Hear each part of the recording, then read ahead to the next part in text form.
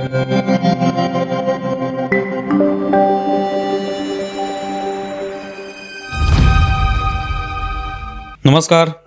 News डंकामध्ये मी महेश विचारे आपल्या सगळ्यांचं मनपूर्वक स्वागत करतो.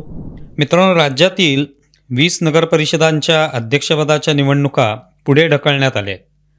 न्यायालयीन प्रक्रियेमुळे निवडणुका पुढे ढकलण्यात आल्याचं म्हटलं जाते. गेल्या 2 आठवड्यापासून जिथं प्रचाराचा धुरळा उडत होता तिथे अचानक निवडणूक लांबल्यामुळे कार्यकर्ते आणि उमेदवारांच्या उत्साहावर पाणी फेरलं गेले. जिथे इथे निवडणुका पुढे ढकलल्या तिथल्या निवडणुकीचा नवा कार्यक्रमही जाहीर झाला आहे. आता तिथे 20 डिसेंबरला मतदान होणार आहे आणि 21 डिसेंबरला निकाल लागतील. उर्वरित ठिकाणांच्या निवडणुका मात्र ठरल्याप्रमाणे 2 डिसेंबरला नियोजित वेळेतच पार पडणार आहेत आणि 3 डिसेंबरला त्यांचा निकाल असेल.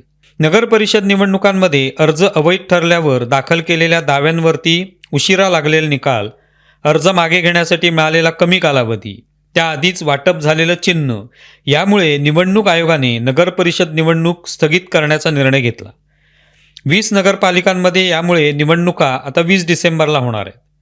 पुणे, सोलापूर, चंद्रपूर, यवतमाळ, अहिल्यानगर, धाराशिव अशा काही जिल्ह्यांचा त्यात समावेश आहे. ही सगळी परिस्थिती ठाऊक असली तरी जाहीर झालेला कार्यक्रम अचानक रद्द करणं आणि नव्याने मतदान आणि निकालाची तारीख जाहीर करणं हा निवडणूक आयोगाचा नवा घोळ आहे.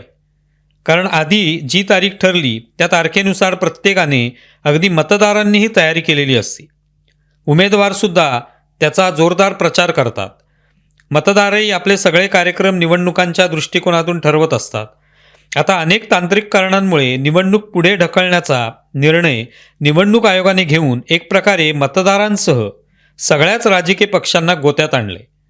आता पुन्हा 20 डिसेंबरच्या निवडणुकीसाठी वेगळा प्रचार करावा लागेल, वेगळी तयारी करावी लागेल.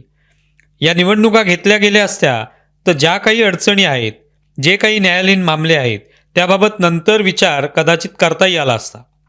याआधी जेव्हा सर्वोच्च न्यायालयात सुनावणी झाली तेव्हा या सगळ्या निवडणुकांचा मार्ग न्यायालयाने मोकळा केला. राज्य निवडणूक आयोगाने देखील निवडणुका जाहीर झाल्या म्हटल्यावर त्यात हा बदल करण्याची आवश्यकता नव्हती. आता त्यासाठी वेगळा खर्च, वेगळी तयारी, सगळ्यांनाच त्याचा त्रास, सगळ्यांच्याच वेळापत्रकाची ऐशी तैशी. आधीच निवडणूक आयोगातील अनेक घोळ समोर येत असतात. ते निवडणूक आयोगाचेच घोळ आहेत. जे राजकीय आरोप होत असतात ते बाजूलाच ठेवू. मतदार याद्यांमध्ये दुबार नावं, पत्ते नसणं, एकाच घरात अनेक लोक, अशा एक ना अनेक भानगडी निवडणूक आयोग करत असतो. विरोधी पक्ष विविध निवडणुकात पराभूत झाल्यामुळे त्यांनी निवडणूक आयोगावर आरोप करायला सुरुवात केली आणि हे सगळे घोळ उघड होऊ लागले. पहिल्यांदाच असं घडलं असेल की राजकीय पक्ष निवडणूक आयुक्तांना वारंवार भेटले, मतदार याद्यांचे ढीग तपासले, मतदारांच्या घरी जाऊन त्यांच्या नावांची खातरजमा केली. खरं तर हे सगळे घोळ, गोंधळ अनेक वर्षांपासून सुरू आहेत. त्यात आता राज्य निवडणूक आयोगाने हा नवा घोळ घातलाय. निवडणूक आयोगाच्या सूत्रांनुसार ज्यांनी अपील केलं होतं त्यांना अर्ज मागे घेण्यास वेळ देणं आवश्यक आहे, म्हणून निवडणूक स्थगित करणं गरजेचं होतं. अर्थात निवडणूक आयोगाने या निवडणुका स्थगित केल्यामुळे एक मात्र वेगळी गोष्ट घडली आहे, ती म्हणजे सगळे पक्ष निवडणूक आयोगाच्या विरोधात एकत्र आलेले दिसतात. मुख्यमंत्री देवेंद्र फडणवीस यांनी निवडणुकीला स्थगिती देणं ही निवडणूक आयोगाची चूक असल्याचं आणि त्यांनी नेमकं कोणत्या कायद्याचं पालन केलं आहे ही विचारणा केली. उपमुख्यमंत्री एकनाथ शिंदे यांनी सुद्धा टीका केली. विरोधी पक्षही याबाबत नाराजी व्यक्त करत आहेत. अर्थात आता काही होणं शक्य नाही, पण यातून काही धडा निवडणूक आयोगाने घ्यायला नको का? आपले निवडणूक आयोग हे काही काम सर्वोत्तम करत आहेत अशातला भाग नाही. पश्चिम बंगालमध्ये जो SIR उपक्रम राबवला जातोय त्यात काही BLOंचं निधन झाल्याचं, काहींनी आत्महत्या केल्याचं वृत्त समोर येते. त्याची निवडणूक आयोगाने दखल घ्यायला हवी. चाललाय कारभार तसा चालवू ही शासकीय कामाची पद्धत वर्षानुवर्षांची आहे. त्यात सुधारणा करायची नाही, बदल करायचे नाहीत. लोकांना ती पद्धत समजेल, त्यात लोक सहज सहभागी होऊ शकतील अशी पद्धतच ठेवायची नाही. हे शासकीय कामाचं वैशिष्ट्य बनले आहे. हे चित्र बदलणार तरी कधी? महाराष्ट्राचे माजी मुख्यमंत्री आणि भाजपाचे नेते नारायण राणे यांचे पुत्र निलेश राणे आणि नितेश राणे यांच्यातला वाद सध्या रंगलेला दिसतो. अर्थात नगरपंचायत निवडणुकांच्या निमित्ताने हे वाद सुरू आहेत. निलेश राणे एकनाथ शिंदे यांच्या शिवसेनेचे नेते आहेत, तर नितेश राणे हे भाजपाचे आमदार आहेत. त्यामुळे त्यांच्यातल्या वादाची अधिक चर्चा होते. हे काही वैयक्तिक भांडण नाही, पण या वादामुळे राष्ट्रवादी काँग्रेस शरद पवार गटाचे आमदार रोहित पवार भलतेच दुःखी झालेत. त्यांनी आपल्या एक्स हँडलवरून पोस्ट करत राणे बंधूंमधल्या या वादाबद्दल चिंता प्रकट केली. रोहित पवार म्हणाले की राणे बंधूंमधील पेटता वाद विरोधी पक्षांसाठी चांगलाच आहे, पण आम्ही विरोधक असलो तरी राणे साहेबांबद्दल एक सन्मान आहे. त्यांना मानणारा एक मोठा वर्ग आहे. त्यामुळे राणे कुटुंबात सुरू असलेला वाद योग्य वाटत नाही. भावकीत वाद लागल्यानंतर काय होतं, वाद लावणाऱ्यांचा हेतू काय असतो, हे आम्ही अगदी जवळून बघितले. राणे बंधूंनी कुटुंबात भावाभावात वाद लावून दुरून मजा घेणाऱ्या भाजपचा खरा चेहरा ओळखून तसंच दुसऱ्याचं महत्त्व कमी करणं ही भाजपची रणनीती समजून त्या जाळ्यात न अडकता आणि वाद न वाढवता त्यावर पडदा टाकला पाहिजे. रोहित पवार यांनी लिहिलेल्या या पोस्टमधून त्यांना राणेंबद्दल खरी चिंता आहे असं वाटत नाही, कारण त्यांनी या वादामागे भाजप असल्याचं म्हटलंय. त्यामुळे या निमित्ताने राजकारण करण्याची एक संधी त्यांनी साधली.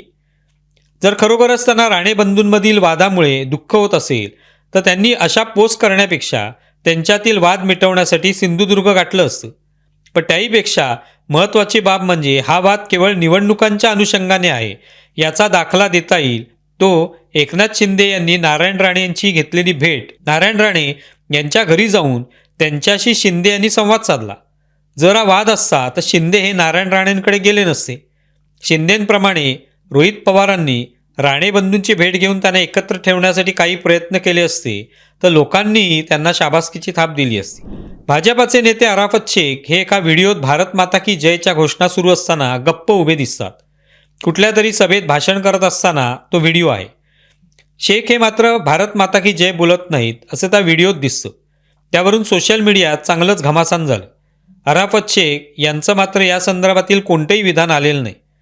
भारत माता की जय ही घोषणा त्यांनी का दिली नाही असा सवाल सोशल मीडियात विचारला जातोय. वंदे मातरमवरून सध्या विवाद होताना आपण पाहतो. प्रामुख्याने मुस्लिम नेते आम्ही वंदे मातरम म्हणणार नाही असं म्हणताना दिसतात. अराफत शेख भारत माता की जय म्हणाले नाहीत यामागे अशीच काही भूमिका आहे का असा प्रश्न उपस्थित केला जातोय. असा जर प्रश्न असेल तर त्याचं उत्तर हे मिळालं पाहिजे.